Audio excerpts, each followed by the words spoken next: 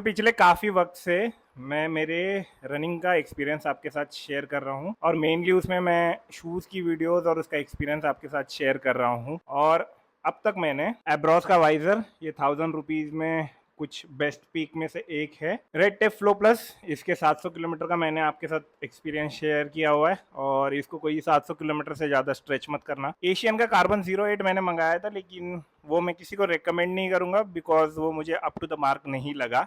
और फिर उसके बाद मैंने एक प्रीमियम जूता मंगाया, असिक्स निम्बस 27। ये प्रीवियस ईयर का वर्जन है और कुशन अगर किसी को चाहिए रहेगा तो वो ये जूता खरीद सकता है। इसका भी जल्दी से मैं एक 100 माइल का एक्सपीरियंस आपके साथ शेयर करूंगा। सो कसकाई मंडई एंड आई होप आप सब लोग अति उत्तम होंगे। जो लोग मेरी तरह रनिंग में नए हैं उनके लिए 1000 रुपए में रेड फ्लो प्लस एक सबसे बेस्ट पीक रहा है और ये अब तक का सबसे बेस्ट है। बट हम कोशिश करते हैं कि प्लेटेड वाले जो शूज है जिनकी एनर्जी रिटर्न अच्छी है वैसे वाले जूते आपके लिए लेके आए, वो भी बजट में। तो थंबनेल से आपको पता चल गया रहेगा, एशियन का एक नया कार्बन का जूता आया हुआ है। मैं आज उसका एक्सपीरियंस आपके साथ शेयर करूंगा। तो इसकी ओपन बॉक्स डिलीवरी ऑलरेडी हो चुकी है और बॉक्स की हालत कुछ इस तरीके से है। फ्लिपकार्ट के बॉक्स के जूते सही हालत में आएंगे ऐसे आप कभी एक्सपेक्ट मत करना। ओके, तो बॉक्स की हालत खस्ता है। इसके अंदर खोल के देखेंगे कि कैसे है जूता। तो एक बार आपको आर्टिकल डिटेल बता देता हूँ। ये है एशियन का power play carbon 39। Article name है इसका पावर प्ले कार्बन 39 और स्टाइल कोड भी पावर प्ले कार्बन 39 ही है। मैंने यूके 10 में मंगाया है, मेरा साइज यूके 10 है। और बस ये साइड में इतने ही है। ओशियन ब्लू ग्रे जो कलर है मेरा, तो ग्रे कलर में मैंने इसको मंगाया हुआ है। अब एक बार फर्स्ट इंप्रेशन देख लेते हैं कि जूता कैसा है। तो लेसेस से शुरुआत करेंगे एज यूजुअल। इसकी लेसेस अच्छी लगी यहाँ पे, लेकिन यहाँ पे एंकल होल्ड के लिए एक एक्स्ट्रा होल रहता, तो जितने भी हेवी रनर्स है उनके लिए ये सही हो जाता, लेकिन यहाँ पे वो होल मिसिंग है। लेसेस की क्वालिटी अच्छी लगी, लेकिन यहाँ पे ये जो लिप है, ये लिप मुझको थोड़ी सी ऐसे लगती है कि यहाँ वहाँ भागेगी।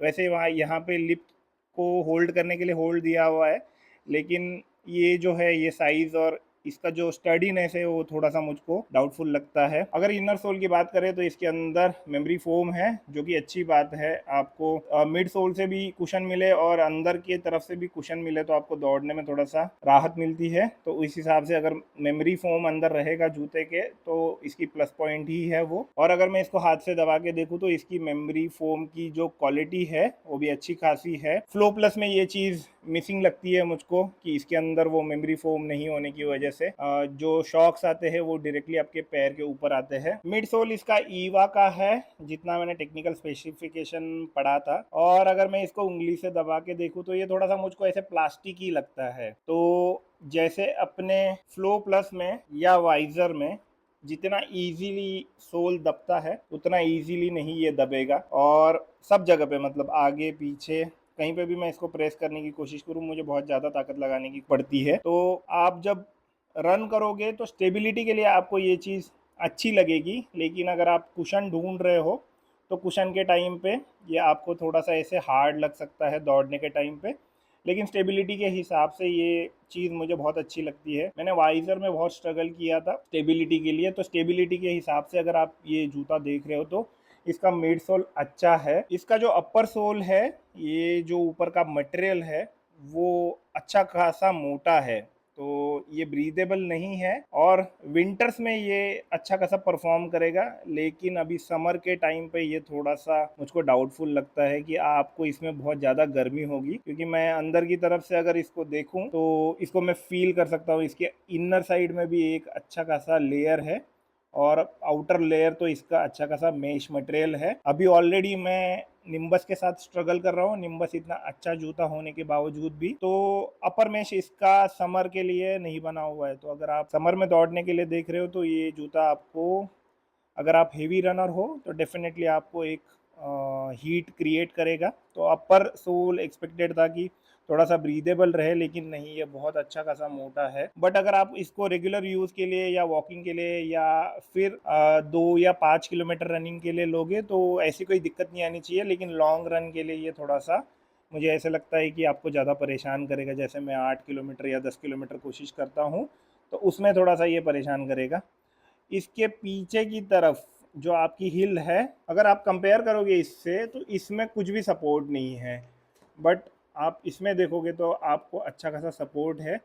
और कुछ ना होने से अच्छा इसमें एक अच्छा खासा सपोर्ट है, तो आपको जो ये ट्विस्ट होने वाला जो फील आता है वो इस जूते में थोड़ा सा कम आएगा कंपैरेटिवली, अगर आप मेरे फ्लो प्लस से इसको कंपेयर करोगे। तो फ्रंट की तरफ ऐसे कुछ खास प्रोटेक्शन नहीं है, तो जो कुछ भी आपको होल्ड मिलेगा वो ये सिर्फ अपर मेश की वजह से मिलेगा, और इसमें ऐसे आगे की तरफ कोई बॉर्डर या कोई प्रोटेक्शन नहीं है। जैसे कि इस रेड टेप में यहाँ का जो पोर्शन है आगे की तरफ, इसको हल्का सा प्रोटेक्शन है, वैसे इसमें उसको कोई प्रोटेक्शन नहीं है। अगर नीचे की तरफ आए तो ये जो सोल है ये टीपीआर का सोल है, थर्मोप्लास्टिक का। और मुझे थोड़ी सी बात सरप्राइजिंग लगी कि इसका जो सोल है ये अच्छा खासा मोटा है नीचे का, प्लस इसमें एक रबरिश फीलिंग है जो मुझे बहुत अच्छी लगती है कि आप जब दौड़ते हो आपको ग्रिप मिलती है इसकी वजह से। तो ये ना इस प्राइस पे मुझे ये वाला जो सोल है नीचे का ये बहुत इम्प्रेसिव लगा, मतलब मैंने एक्सपेक्ट नहीं किया था, बिकॉज 1000 रुपये के जूते में आपको इस तरीके का इस लेवल का सोल मिलना मुश्किल है। बट इसके नीचे का जो सोल है ये टिकेगा भी बहुत ज़्यादा, और कंपैरेटिवली इसकी जो ग्रिप है, इसकी जो ड्यूरेबिलिटी है वो डेफिनेटली मेरे जो प्रीवियस वाले दो जूते हैं इनसे बेटर रहेगी। अब मेन चीज़ बात करते हैं, ये है वो कार्बन प्लेट जिसके लिए मैंने ये जूता मंगाया था। तो एक बात अच्छी है कि यहाँ पे कोई भी होल नहीं है, तो जो मेरी पत्थर फंसने वाली कंप्लेंट है ये इसमें बहुत कम आएगी। तो जो कट है ये यहाँ से स्टार्ट हुआ है, और अगर मैं इसको फ्लेक्स करने की कोशिश करूँ तो ये कार्बन 08 से, मेरी जो हाइपर कुशन कार्बन 08 वाला जूता है उससे इसमें एनर्जी रिटर्न बहुत अच्छी खासी है।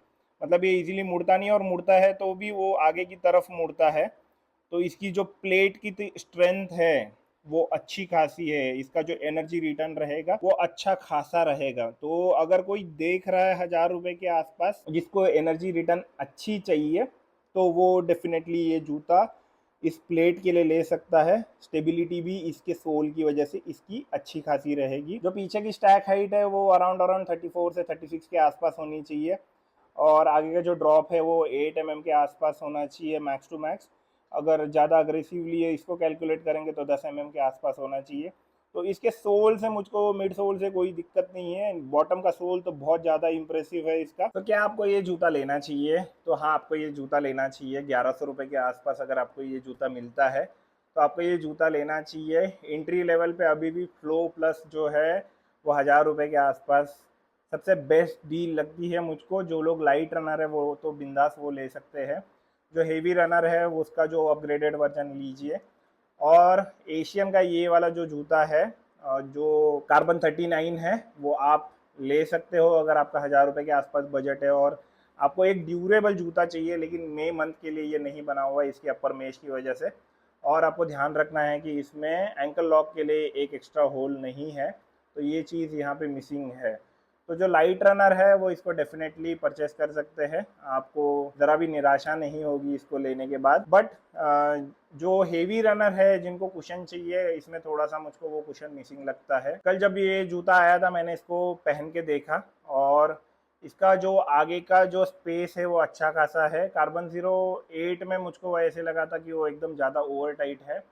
ये जो लिप है इसकी, मुझे इसके ऊपर थोड़ा सा डाउट है, पुराना जूता होने के बाद ये यहाँ वहाँ भागेगा। और अपर में इसकी मेरी एक कंप्लेंट है, ये बहुत ज़्यादा डेंस है, तो इसमें से एयर पास होना थोड़ा सा मुश्किल होगा, तो लॉन्ग रन में ये आपको परेशान कर सकता है। बाकी ओवरऑल 1100 रुपये में ये मुझे एक अच्छी डील लगती है।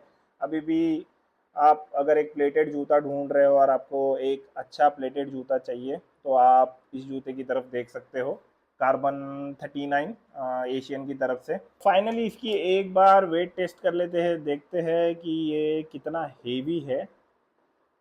तो फिलहाल 0 ग्राम, तो ये अराउंड अराउंड 311 ग्राम के आसपास है, और ये आपको हेवी लग सकता है रनिंग के टाइम पे। तो ये चीज़ दिमाग में रखना, बिकॉज इसका जो ये मिड सोल है इसकी वजह से ये थोड़ा सा ज़्यादा हेवी है। ऊपर का जो अपर है ये भी इसका डेंस है, तो इसकी वजह से ये जूता थोड़ा सा हेवियर साइड में है।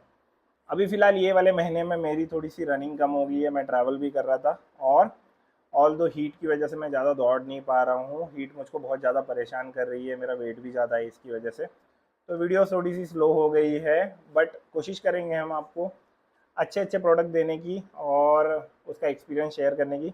इसका लॉन्ग टर्म का कोई वीडियो नहीं आएगा बिकॉज मैं ये जूते को रिटर्न कर रहा हूँ जस्ट बिकॉज ऑफ इसके अपर मेश की वजह से मैं इसको नहीं रख रहा हूँ और इसके यहाँ पे एक एक्स्ट्रा होल नहीं है, इसकी वजह से ये जूता रिटर्न जाएगा, मैं इसको रिटर्न भेज रहा हूँ। और ये मैं आपको क्लियरली बता रहा हूँ बिकॉज इसका लॉन्ग टर्म का कोई भी वीडियो नहीं आएगा। इसकी जगह पे आपने एक डिमांड किया था, वो वाला जूता मैं ऑर्डर करूँगा इसको रिटर्न भेजने के बाद, और फिर मैं आपके साथ उसका लॉन्ग टर्म का एक्सपीरियंस शेयर करूँगा। वो भी एक प्लेटेड जूता है और ब्रांड एकदम बेसिक से बेसिक जूते बनाता है, तो वो वीडियो के लिए सब्सक्राइब कर लेना। और एक जूता मुझे आपके साथ शेयर करना है बट ये थोड़ा सा कैजुअल वेयर के लिए है। ये है केनिथ कोल की तरफ से और ये जनरली रेगुलर यूज़ के लिए ये स्टाइल फोकस्ड है, तो इसका भी मैं एक अनबॉक्सिंग करूँगा। तो चैनल पे अगर नए हो तो सब्सक्राइब कर लेना। अगर आपको वीडियो अच्छी लगे तो लाइक सब्सक्राइब शेयर। मिलेंगे नेक्स्ट वाले वीडियो में, तब तक के लिए गुड बाय।